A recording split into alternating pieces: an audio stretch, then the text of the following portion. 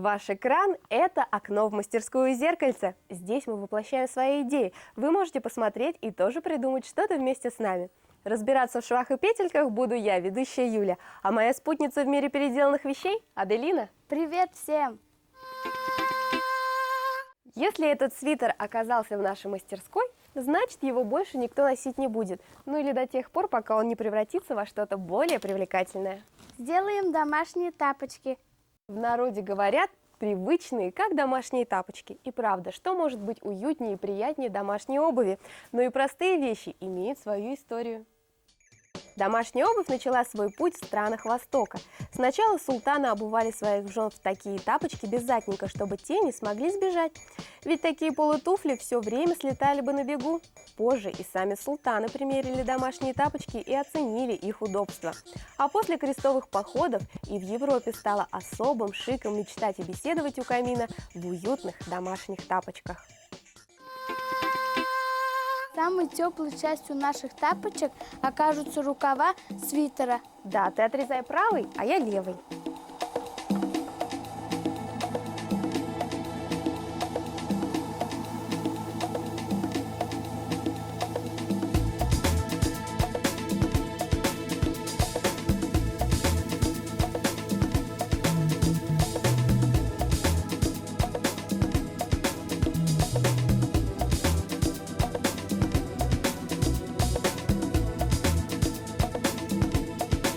Ну а самой прочной частью наших будущих тапочек будет старая обувь.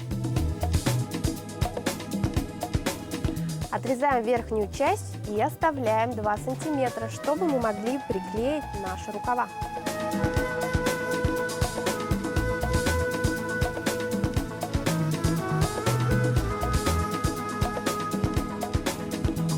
Делаем все медленно, аккуратно.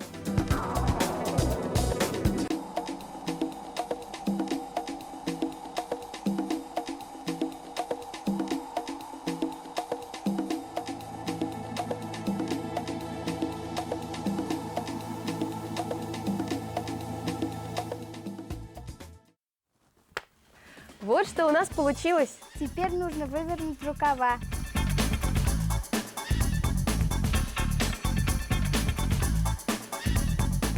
И широкой частью натянем на нашу заготовку. Шов должен быть сзади.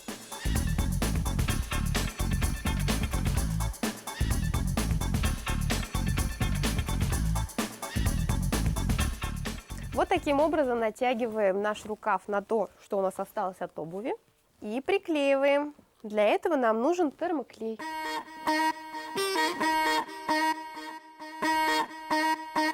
Клей наносим как можно ближе к подошве.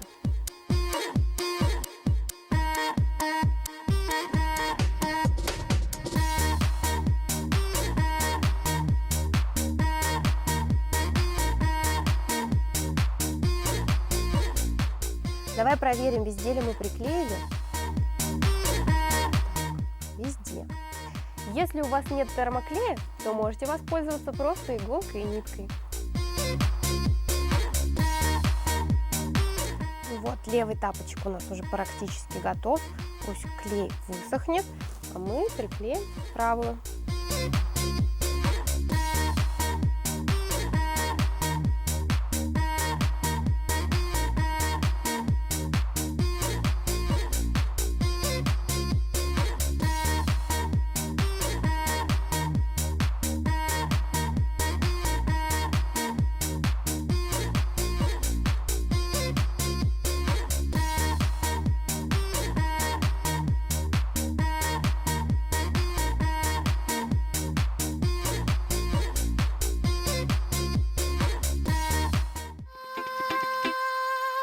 Ну вот, работа с клеем закончена. Лишнее, все, что не крепится, мы отрезаем.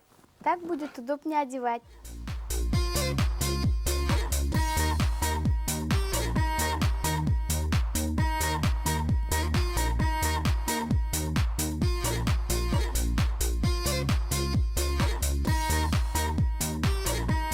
Ну вот, Адель, наши теплые уютные тапочки готовы. Осталось только вывернуть.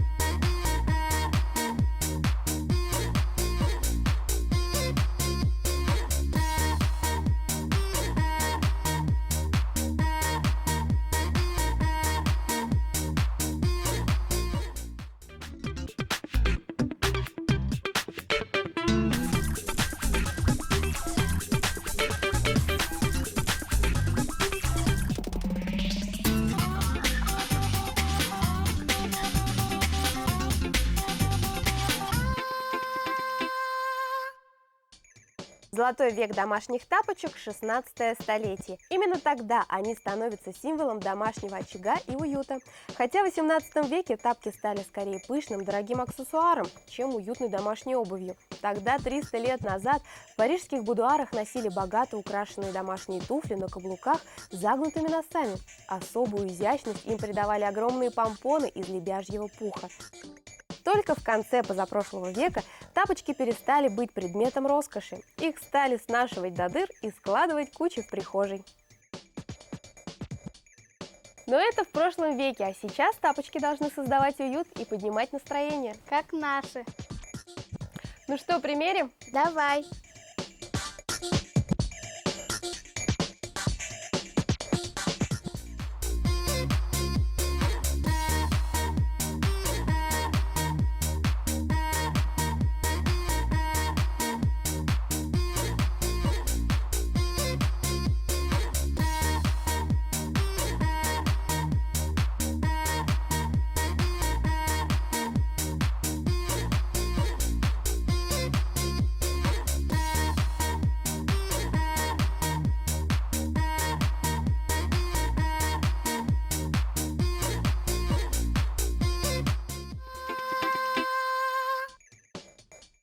У тапочек не только богатая история, но и светлое будущее. Изобретатели радуют нас удивительными моделями домашней обуви.